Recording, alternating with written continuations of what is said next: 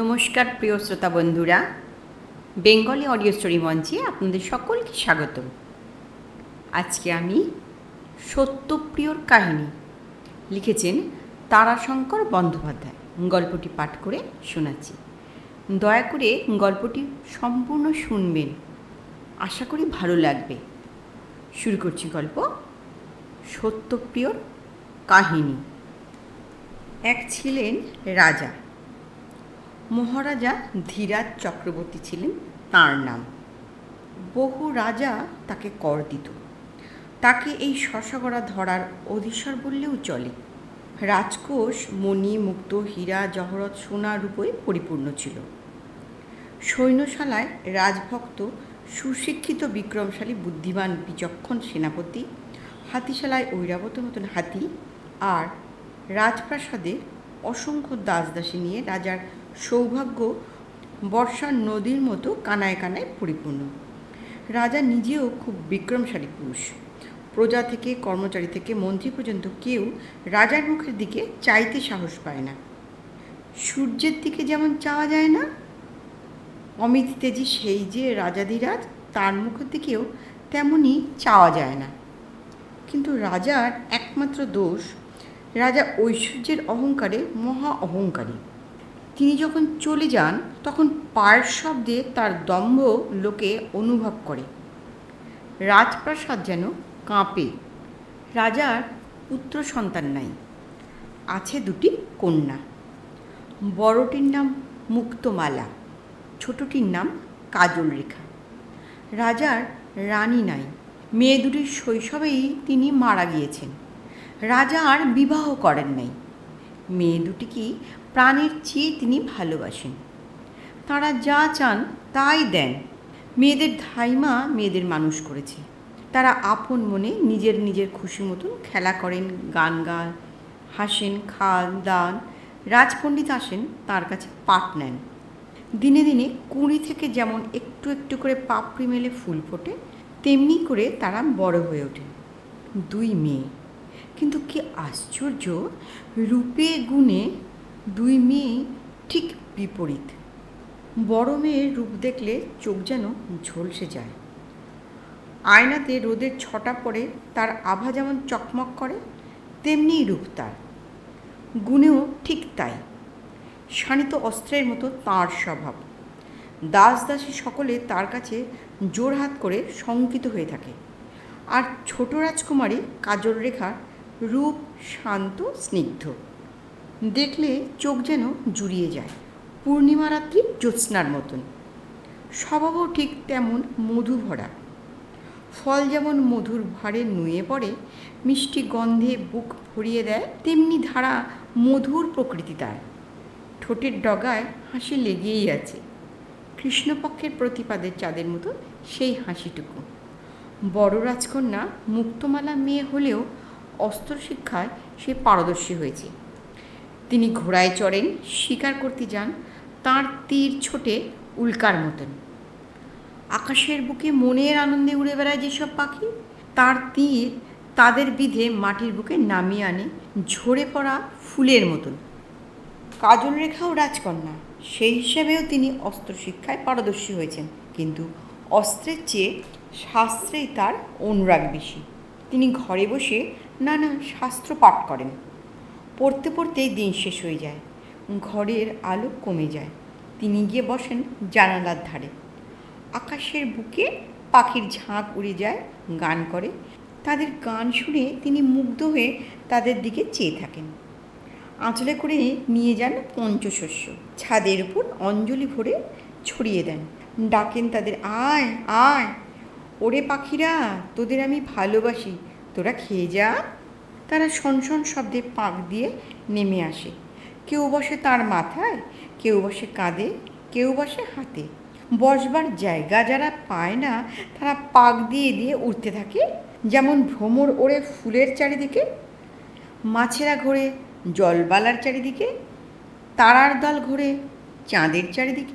তেমনিভাবেই তারাও কাজলরেখাকে প্রদক্ষিণ করে উড়তে থাকে। এইভাবেই দিন যায়। ক্রমে মেয়েরা বড় হয়ে উঠলেন। একদিন রাজবাড়ির বৃদ্ধ কঞ্চুকি রাজাকে বললে, কন্যাদের এইবার বিবাহের কাল হয়েছে। মহারানী নাই থাকলে তিনি রাজাধিরাজকে একথা বলতেন। তার অভাবে কর্তব্য তো আমারই, আমি আপনাকে মনে করিয়ে দিচ্ছি। রাজা সচেতন হয়ে উঠলেন।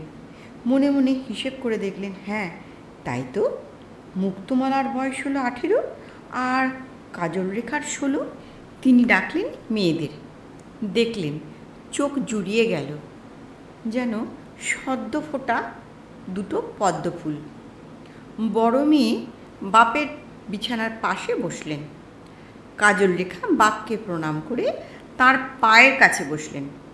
রাজা ভ্রু কুঞ্চিত করে কাজল রেখাকে বললেন, এ কি, তুমি মাটিতে বসলে কেন? উঠে এসো, উঠে বসো। কাজল বললেন, বাবা, শাস্ত্রে আছে পিতা দেবতা, তার সঙ্গে সামনে বসা উচিত নয়, তার পায়ের তলা বসাই কর্তব্য। আর আসন হিসাবে মৃত্তিকাই হলো শ্রেষ্ঠ আসন।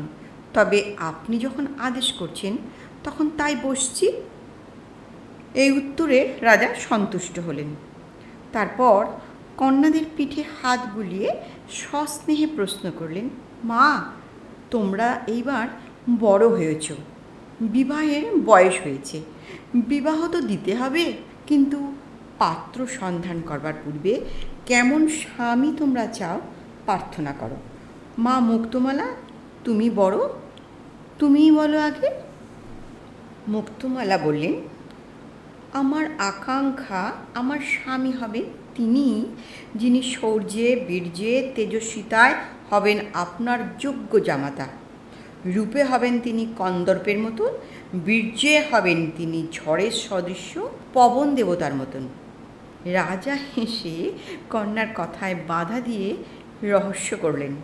বললেন, তাহলে তোমার ছেলের প্রকাণ্ড লেজ থাকবে মা, কেননা পবননন্দন হলেন হনুমান। পিঠের উপর ল্যাজ তুলে দিয়ে জয় রাম বলে এক লাফে সাগর ডিঙিয়েছিলেন, জানো তো? মুক্তমালা একটু লজ্জিত হলেন। রাজা হেসে বললেন, বলো বলো, তারপর বলো। মুক্তমালা বললেন, তিনি বীর্যে পবনের মতন হবেন এই জন্য যে শত্রুকুল তার বীরত্বের সম্মুখে বড় বড় গাছের মতন ভেঙে পড়বে। তেজে তিনি হবেন অগ্নির মতন, তার রক্তচক্ষু দৃষ্টির উত্তাপে যারা দুষ্ট, যারা তার প্রতি ঈর্ষাপরায়ণ, তারা অগ্নির সম্মুখে তৃণের মতো ম্লান হয়ে শুকিয়ে যাবে।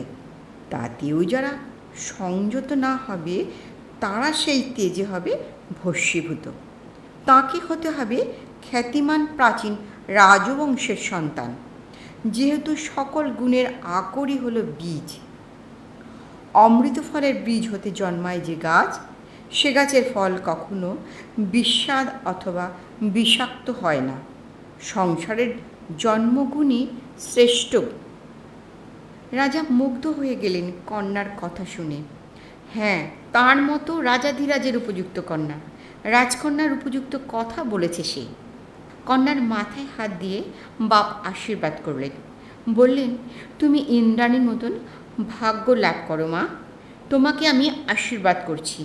তোমার মনোমতো স্বামী আমি অনুসন্ধান করব। পৃথিবীতে না পাই দেবলোকে, গন্ধর্বলোকে পর্যন্ত অনুসন্ধান করে অবশ্যই নিয়ে আসব। মুক্তমালার মুখে হাসি ফুটে উঠল। তারপর রাজা ছোট মেয়ের দিকে ফিরে হাসি মুখে অত্যন্ত আদরের সঙ্গে পিঠে হাত দিয়ে বললেন, মা, এইবার তুমি বলো তোমার মনের কথা। কাজল রেখা চুপ করে রইলেন। বাপকে নিজের বিয়ের কথা, বরের কথা বলতে তার লজ্জা হলো। রাজা হেসে আবার পিঠে হাত বুলিয়ে বললেন, লজ্জা বোধ করছো? আচ্ছা যাক, আমি বুঝেছি। তোমার দিদি যা বলেছে তার যেমন আকাঙ্ক্ষা, তোমারও কল্পনা তেমনই, বক্তব্য তোমারও তাই, তাই তো? কঞ্চুকি বিনয় করে বললে, আগে হ্যাঁ মহারাজ, অন্য প্রকার বাসনা বা বক্তব্য থাকবে কেন? পর্বতের কন্যা হল নদী, নানা ধারায় নানা দেশের মধ্যে দিয়ে তারা স্বয়ংবর হবার জন্য ছুটে চলে। তাদের গুণও এক দেশকে উর্বর করা আর তাদের লক্ষ্য এক মহাসাগরে মিলিত হওয়া, এটাই তো তাদের একমাত্র কামনা। সুতরাং মা কাজল রেখার বক্তব্য তাই একই। এবার কাজল রেখা ধীরে ধীরে ঘাড় নেড়ে বললেন, না। রাজা বিস্মিত হলেন, বললেন, তবে বলো তুমি তোমার কামনার কথা, আমি শুনি। কাজল রেখা মৃদুস্বরে বললেন, আমার যিনি স্বামী হবেন তিনি যেন হন সর্বশ্রেষ্ঠ মানুষ। তিনি রাজপুত্রও হতে পারেন, আবার অতি সাধারণ, এমনকি দিন দরিদ্রের সন্তানও হতে পারেন। কান্তিতে তিনি কন্দর্পতুল্যও হতে পারেন, আবার মহর্ষি অষ্টাবক্রের মতো রূপহীনও হতে পারেন। তবে তিনি গুণে হবেন মহাজ্ঞানী, যেহেতু জ্ঞানই হলো প্রশান্তির একমাত্র আকর, এবং যেহেতু অন্তরের প্রশান্তির রশ্মি হলো সৌম্যতা, সেহেতু তিনি রূপহীনও যদি হন তবুও হবেন সৌম্য দর্শন এবং শান্ত প্রকৃতি। পূর্ণ কর্মই হবে তাঁর অস্ত্র, ক্ষমাই হবে ধর্ম। মানুষকে তিনি জয় করবেন না, মানুষের সেবায় তিনি তাদের সেবক হবেন। মানুষই তাকে স্বেচ্ছায় বরণ করে বিজয়ী বলে ঘোষণা করবে। সাম্রাজ্য তিনি কামনা করবেন না, রাজপ্রাসাদের ঐশ্বর্য তিনি মোহগ্রস্ত হবেন না। সাম্রাজ্য উতলে উঠবে তাঁর পদক্ষেপে, রাজপ্রাসাদ কাঁদবে তার পদধূলির জন্য। তার রক্ষী থাকবে না কেউই, যেহেতু জীবনই তার কাছে সবচেয়ে বড় নয়, এবং সেই হেতু তিনিই হবেন মৃত্যুঞ্জয়। তিনি সামান্য ব্যক্তির মতোই সর্বসাধারণের একজন হবেন, সেই হেতু তিনিই হবেন অসামান্য। রাজা এবার অসহিষ্ণু হয়ে উঠলেন। তার কন্যা হয়ে এ কি বলছে কাজল রেখা? তার কথার মধ্যে সে বারবার রাজত্বকে তুচ্ছ করছে, রাজাকে হেয় করছে। তিনি বাধা দিয়ে বললেন, তোমার মস্তিষ্কের বোধহয় ঠিক নাই কাজল রেখা, তাই বারবার তুমি অসম্ভব কথা বলছো। রাজপুত্রকে কামনা না করে সাধারণ লোককে তুমি বরণ করবার কথা বলছো। কাজল রেখা বললেন, সাধারণের মধ্যে থেকেই তিনি হবেন অসাধারণ। রাজা বললেন, সাধারণ কখনোই অসাধারণ হয় না। মুক্তমালার কথাই সত্য, বীজই সকল গুণের আকর। সুতরাং জন্ম যার উত্তম কুলে নয়, সে কখনোই মহৎ বা শ্রেষ্ঠ হতে পারে না, অসাধারণ তো হতেই পারে না। কাজল রেখা বললেন, কন্যার ঔদ্ধত্য মার্জনা করবেন, আমি কিন্তু মনে করি অন্যরূপ। জন্ম থেকেও কর্মকে শ্রেষ্ঠ বলে আমি মনে করি।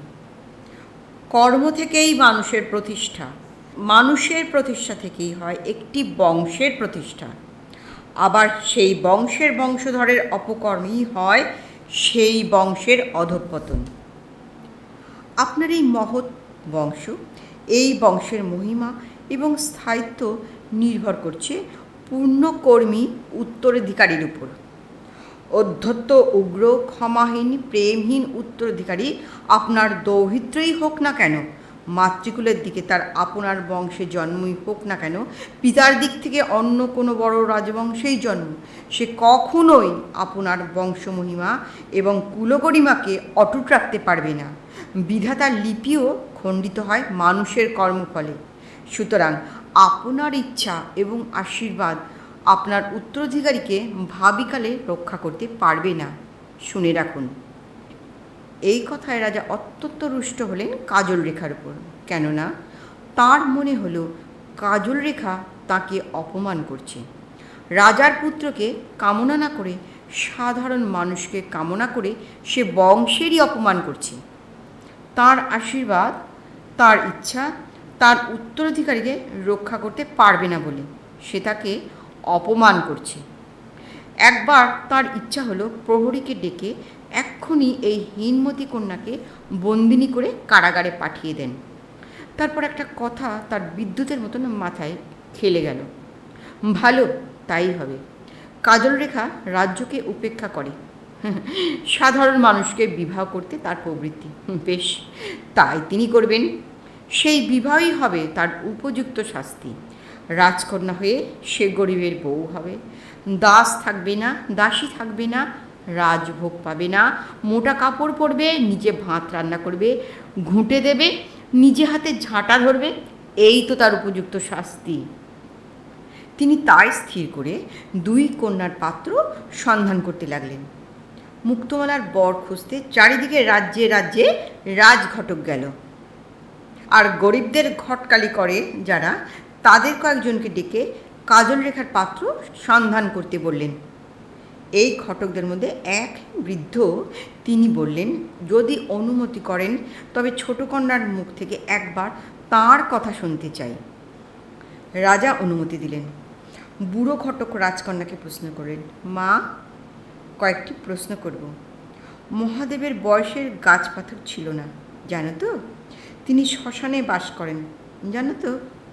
দেবতারা যখন অমৃত পান করেন তখন তিনি বিষ পান করেন, জানো তো? দক্ষ রাজার কন্যা তাকে বিবাহ করার ফলে দক্ষযজ্ঞ হয়েছিল, জানো তো? কাজল রেখা বললেন, সব জানি। বৃদ্ধ বললেন, তবে? কাজল রেখা বললেন, বৃদ্ধ, আমি সতী কন্যা, আমার সংকল্প কখনো ভঙ্গ হয় না। হ্যাঁ, বুঝলাম, তুমি সমস্ত কিছুই সহ্য করতে প্রস্তুত, নিশ্চয়ই। তারপর রাজ্যে এক মহা উৎসব আরম্ভ হলো, মুক্তমালার বিবাহ। মহাসমারোহ করে মুক্তমালার বিয়ে হলো এক রাজপুত্রের সঙ্গে। যেমন বর চেয়েছিলেন মুক্তমালা তেমনই বর পেলেন। আর কাজল রেখা? হ্যাঁ। তারপর একদিন সেই বৃদ্ধ ব্রাহ্মণ ঘটক নিয়ে এলো এক বর। সাধারণ, অতি সাধারণ একটি লোক, এক দেশের এক কবি, কিন্তু খুবই পণ্ডিত। দেখতে মোটেই সুন্দর নয়, কিন্তু মুখের হাসিটি বড়ই শান্ত, দেখলে মানুষও শান্তি পায়। রাজা কন্যাদান করবার সময় ভেবেছিলেন মুখ ফিরিয়ে থাকবেন, মুখ দেখবেন না। হঠাৎ একবার দৃষ্টি পড়ল ছেলের মুখের দিকে। তার মুখের হাসিটি বড় ভালো লাগলো। তিনি আরও একবার ভালো করে দেখলেন, আবারও দেখলেন। কন্যাদান শেষ করে উঠে একবার ভাবলেন তাদের ডেকে ধনরত্ন দিয়ে তাদের আদর করে নিজের কাছেই রাখবেন, কিন্তু না, নিজেকে কঠোর করে তুললেন। কর্তব্য করতেই হবে। মুখ ফিরিয়ে বললেন, আজই রাত্রে তোমরা আমার রাজ্য থেকে চলে যাও।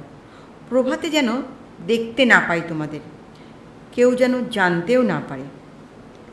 কাজল রেখার বিয়ের কথা কাউকে জানাননি তিনি। আলো জ্বলেনি, বাজনাও বাজেনি, শুধু 2-4 বার শাঁখ বেজেছিল, 2টি প্রদীপ জ্বলেছিল, তাও ঘর বন্ধ করে। কবি আর কাজল রেখা হাত ধরাধরি করে পায়ে হেঁটে রাজ্য থেকে চলে গেল। যাবার সময় রাজা কিছু ধনরত্ন দিতে চাইলেন জামাইকে। জামাই বললেন, আমাকে ওর বদলে কিছু চাল দিন, যা নাকি রান্না করে 10 জনকে ভোজন করিয়ে অবশিষ্টাংশ আমরা ভোজন করে তৃপ্তি পাব। ধনরত্ন অলঙ্কার, এর মূল্য আমি কিছু বুঝি না। কন্যা কাজল রেখা তার গায়ের সমস্ত অলঙ্কার খুলে বাপের পায়ের কাছে নামিয়ে দিলেন। তারপর কবি আর কাজল রেখা এলেন কবির ঘরে। গরিবের ঘর, আগেই বলেছি। কাজল রেখার তাতে কোনো দুঃখ নেই, নাই কোনো কষ্ট। প্রসন্ন মনে তিনি সমস্ত করেন, ঝাড় দেওয়া থেকে রান্নাবান্না, বিছানা পাতা, জল আনা, সমস্ত কর্ম। কবি কাব্য লেখেন, রাত্রে কাজল রেখাকে শোনান। কাব্যে কবি ভগবানকে স্তব করেন, প্রার্থনা করেন, হে ভগবান, তুমি মঙ্গলময়, তুমি দীন দরিদ্রের বন্ধু, তাদের দুঃখ তুমি দূর করো, সকল বিপদে তুমি তাদের রক্ষা করো, তাদের বড় কষ্ট, তুমি তাদের দিকে তাকাও প্রভু। শুনতে শুনতে কাজল রেখার চোখে জল ভরে ওঠে। কবি সকালে বার হন একতারা নিয়ে, গ্রামের পথে পথে গান গেয়ে চললেন। তাঁর গানে ফুটে ওঠে একটাই বার্তা, তুমি অহংকার করো না, ধনসম্পদ হলো পদ্মপাত্রের জল। দরিদ্র, তুমি দারিদ্র দুঃখে পরের হিংসা করো না, অসৎ উপায়ে উপার্জনের চেষ্টা করো না। হিংসা হলো নিজের কাপড়ে ধরানো আগুন, তাতে তুমিই পুড়ে মরবে। অসৎ উপায়ে উপার্জন হলো পাপ, পাপ তোমাকে একদিন ধ্বংস করবে। ওপরের দিকে যাও, সেখানে আছেন সকল মানুষের পরম বন্ধু এবং সকল রাজার রাজা। তিনি তোমাদের রক্ষা করার জন্য, তোমাদের দুঃখ কষ্ট দূর করবার জন্য ব্যগ্র হয়ে বসে আছেন। সকল অবিচারের বিচার করবার জন্য তিনি ন্যায়দণ্ড দিয়ে অপেক্ষা করছেন। তাঁর দ্বারস্থ না হলে তিনি কি করবেন? তাঁর শরণ নাও, তোমরা সকলেই তার শরণ নাও। এদিকে রাজা মুক্তমালার বরকে তার প্রতিনিধি করে সিংহাসনে বসিয়ে দিলেন। মুক্তমালার বর মহাবীর, মহাযোদ্ধা। তিনি মৃগয়া যান, পশু পক্ষী বধ করেন, সৈন্য সামন্ত নিয়ে দেশ জয় করেন, রাজাদের বন্দি করে এনে দাস করেন, রানী আর রাজকন্যাদের এনে মুক্তমালার দাসী করে দেন। আবার তিনি কঠোর শাসকও, সামান্য দোষ কেউ করলে তাঁর আর নিষ্কৃতি নেই। চারিদিকে গুপ্তচর নিযুক্ত করেছেন। কে কোথায় রাজার নিন্দা করছে সন্ধান রাখে গুপ্তচররা, কে কোথায় রাজার বিপক্ষে ষড়যন্ত্র করছে সে সন্ধান রাখে গুপ্তচররা। জামাই রাজা কঠোর শাস্তি দেন। প্রজারা সভয়ে সশঙ্কিত হয়ে দিন যাপন করেন। কার কোন দিন কি হয়, শস্য উঠলে সবার আগে রাজার কর আদায় দেয়।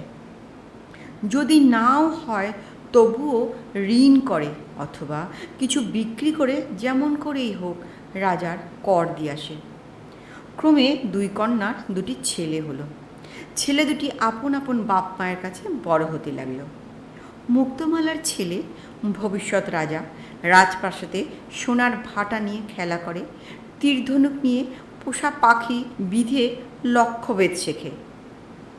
আর কাজলরেখার ছেলে ভোরে উঠে জোড়হাত করে বসে কাজলরেখার সঙ্গে তার বাপের রচনা করা ভগবানের স্তব গান করে, আঙিনায় খেলা করে, পাথর নুড়ি কুড়িয়ে আনে।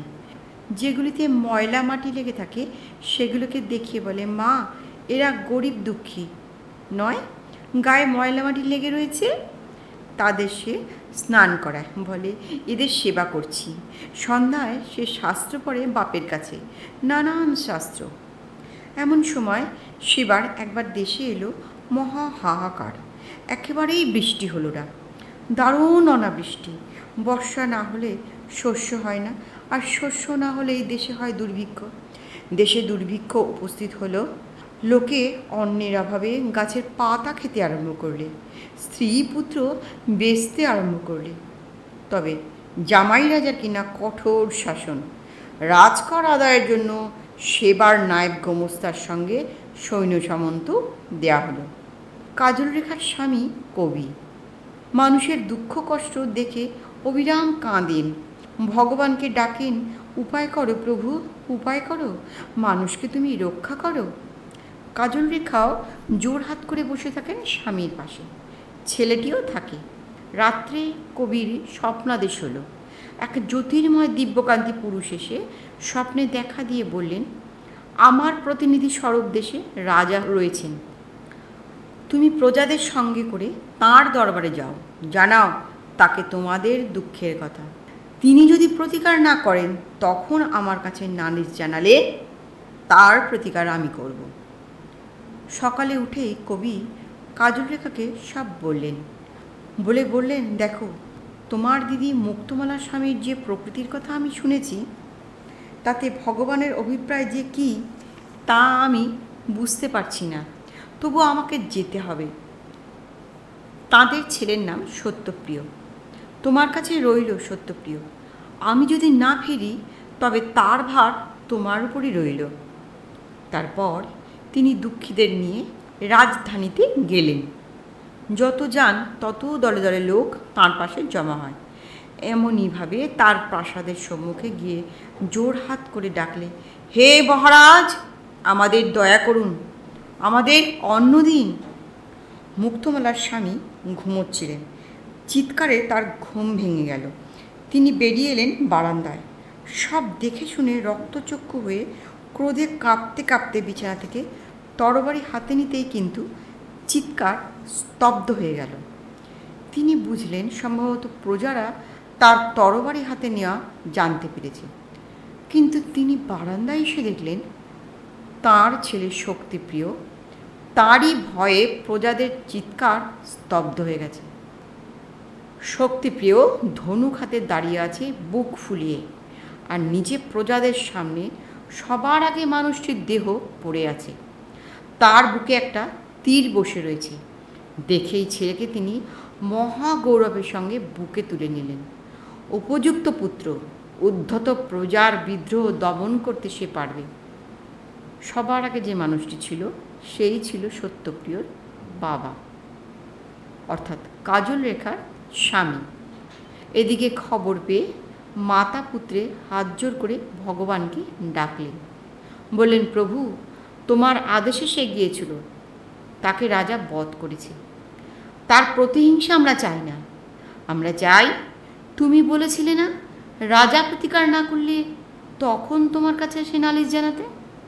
রাজা প্রতিকার করেনি প্রভু, তুমি এইবার প্রতিকার করো, দুঃখীদের বাঁচাও, ত্রাণ করো। এইবার ভগবানের আসন টলে উঠল। তিনি ডাকলেন ক্ষোভকে। বায়ুর মধ্যে যে ক্ষোভ থাকে সে এলো। বললে, আমার অন্তরের সকল রস যখন সূর্য হরণ করে তখন আমি জেগে উঠি। বাতাসকে করে তুলি ঝড়। মেঘ আসে আমার সঙ্গে, সে সূর্যকে ঢেকে ফেলে। জলের মধ্যে যে ক্ষোভ থাকে সেও এলো। বলে, ঝড় যখন আমাকে আঘাত করে তখন তাকে প্রতিহত করবার জন্য আমি জাগি সমুদ্রের তরল তরঙ্গে। মাটির মধ্যে যে ক্ষোভ থাকে সেও এলো। সে বললে, মৃত্তিকা যখন অগ্নি উত্তপ্ত করে তোলে আর যখন সহ্য হয় না তখন আমি জাগি। আমার সঞ্চরণে মাটি তখন কাঁদে ভূকম্পে, তখনই ভূমিকম্প হয়। ভগবান বললেন, তোমাদেরই আমি চাই। এই অন্যায়ের, এই ঔদ্ধত্যের প্রতিকারের জন্যই তোমাদের সৃষ্টি হয়েছে। ঈর্ষার অন্যায় তোমাদের মধ্যে নাই। যাও, তোমরা গিয়ে প্রজাদের বুকের মধ্যে অধিষ্ঠান হও। দাউ দাউ করে জ্বলে ওঠো, যাতে তারা মৃত্যুকেও তুচ্ছ করতে পারে এমনইভাবে তাদের ক্ষুব্ধ করে তোলো। ক্ষোভ এলো। অনাহার ক্লিষ্ট মানুষ পাগল হয়ে ছুটে বেড়াচ্ছিল পেটের জ্বালায়। অপমান বোধ ছিল না, অধিকার বোধ ছিল না। পশুর মতন উচ্ছিষ্ট খুঁজে, অখাদ্য খুঁজে জঠর জ্বালা মেটাচ্ছিল। ঘুরে বেড়াচ্ছিল ধনির দুয়ারে, নগরের পথে পথে, বনে প্রান্তরে। পথেই পড়ে তারা মরেছিল। সেই সব মরার মাংসই তারা খাচ্ছিল। তারা সকলে, তাদের অন্তরের ক্ষোভ এসে জাগল। মনের মধ্যে প্রশ্ন উদিত হলো, কেন আমরা এমনভাবে না খেয়ে দিনের পর দিন মরব? উত্তর দিলেও সত্যপ্রিয়। বললে, প্রশ্ন করো রাজাকে, যিনি প্রজাদের রক্ষা করার দায়িত্ব নিয়েছেন, যিনি এর জন্য কর নিয়ে থাকেন। যাও, তার কাছে যাও তোমরা। দলে দলে মানুষ এসে সংঘবদ্ধ হয়ে এক বিরাট জনসমুদ্রের সৃষ্টি করলে। তারা দেখতে দেখতে অন্যরকম হয়ে উঠল। দক্ষযজ্ঞের সময় শিবের জটা থেকে জন্ম নিয়েছিলেন বিরূপাক্ষ, তেমনিই মূর্তি হলো তাদের। তারা ছুটল দলে দলে, মার মার শব্দে, মার মার, ওই রাজাকে মার। তুমুল বিদ্রোহ শুরু হলো প্রজাদের মধ্যে। রাজার পাপেই হয় অনাবৃষ্টি, রাজার পাপেই হয় দুর্ভিক্ষ, রাজার অত্যাচারেই আমাদের এই দশা। রাজাকেই আগে, সবার আগে মার। মার মার মার করে উঠল চিৎকার ধ্বনি। সত্যপ্রিয় পিছনে পিছনে ছুটল। না না না না না, এরূপ নয়, এরূপ নয়। শান্ত হও, শান্ত হও, ধীর পদক্ষেপে চলো। অশান্ত, অধীর, হিংস্র হয়ে উঠো না তোমরা। কিন্তু সে কথা তাদের কানেই ঢুকল না। জনতার কোলাহলের মধ্যে তাঁর কণ্ঠস্বর হারিয়ে গেল। তারা ছুটে গিয়ে পড়ল দলে দলে, হাজারে হাজারে, লাখে লাখে রাজধানীতে। রাত প্রাসাদের উপরে আছড়ে পড়ল। সঙ্গে সঙ্গে সৈন্যরা খেপে উঠল, হাতি খেপে উঠল, ঘোড়া খেপে উঠল। আকাশে পাক দিয়ে ঘুরতে লাগলো বাজ পক্ষী, শকুনি, গৃধিনী। সে এক প্রলয়ের ব্যাপার শুরু হলো। ভেঙে পড়ল রাজার সিংহদ্বার, ছিঁড়ে পড়ল ঝাড় লণ্ঠন, দাউ দাউ করে জ্বলতে লাগলো কাঠের আসবাব। প্রজারা হুঙ্কার দিয়ে উঠতে লাগলো। সে ভীষণ বিদ্রোহ দেখা দিল রাজ পরিবারের অন্দরের মধ্যে। মুক্তমালার বর কিন্তু মহাবীর, শক্তিপ্রিয় বীর। মুক্তমালা নিজেও যুদ্ধ করতে জানেন, কিন্তু তারা পালালেন না, যুদ্ধ করতেই এলেন। কিন্তু এত মানুষের কাছে তারা কি করবেন? কিছুক্ষণের মধ্যেই তিনজন লুটিয়ে পড়লেন মাটিতে। প্রজারা তাদের দেহ মারিয়ে এরপর ছুটল। কোথায় সেই বুড়ো রাজা? এইবার তাকে আমরা বধ করব। কোথায় সে? অথর্ব বৃদ্ধ রাজা বসেছিলেন আপনার ঘরে। তিনি ইষ্টকে স্মরণ করতে লাগলেন। কোলাহল এগিয়ে আসতে লাগলো। কিন্তু রাজা আশ্চর্য হলেন। হঠাৎ কোলাহল স্তব্ধ হয়ে গেল। বাঁশির আওয়াজের মতন একটা মিষ্টি আওয়াজ তাঁর কানে এলো। ক্ষান্ত হও, ক্ষান্ত হও, হিংসাকে সংবরণ করো তোমরা। বাঁশির আওয়াজ শুনে দংশন উদ্যত অজগর যেমন থমকে দাঁড়িয়ে যায়, পাগলা হাতি যেমন শান্ত হয়ে দাঁড়ায়, তেমনি পাগল লোকেরা থেমে গেল। রাজার ঘরে এসে ঢুকলো 16-17 বৎসরের একটি ছেলে। সে যেন কুমার কার্তিক, কিন্তু তার হাতে ধনুর্বাণ নাই, অঙ্গে রাজবেশ নাই। পিছনে পিছনে এসে ঢুকলেন বিধবা কাজল রেখা। বাবা! রাজা চমকে উঠলেন। মা কাজল রেখা? হ্যাঁ বাবা, এই আপনার দৌহিত্র। জামাই? তাকে তো বধ করেছে শক্তিপ্রিয়। রাজা কাঁদতে লাগলেন। কাজল রেখা বললেন, বাবা, জন্ম থেকে শ্রেষ্ঠ হলো কর্ম।